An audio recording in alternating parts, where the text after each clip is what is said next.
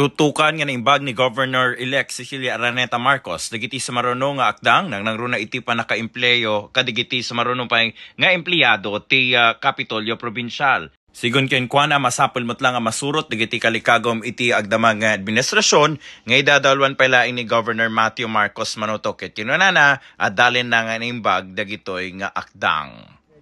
Matt started, so I just want to facilitate it as well. Kasi parang maging mas efficient din naman ang services natin sa publiko.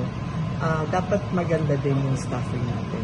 All offices, ma'am, or may mga specific concern na departments po kayo? Well, right now, ang alam kong lacking talaga is the accounting office. Para medyo maano naman lahat ng mga empleyados na hindi naman maano yung mga sweldo. Yes. So those things. About treasury, ma'am? Also, kung ano yung ang alam ko, kailangan pa rin nila ng mga personnel. So we will be hiring. And we will be hiring, because I know marami tayong na-retire. Yes. So from within, I want most of them, kung pwedeng ipapromote yung mga nandun na, ipapromote para yung mga other, ma-fill out. Maluwag, magkaano naman, para maka-hire tayo. Yes.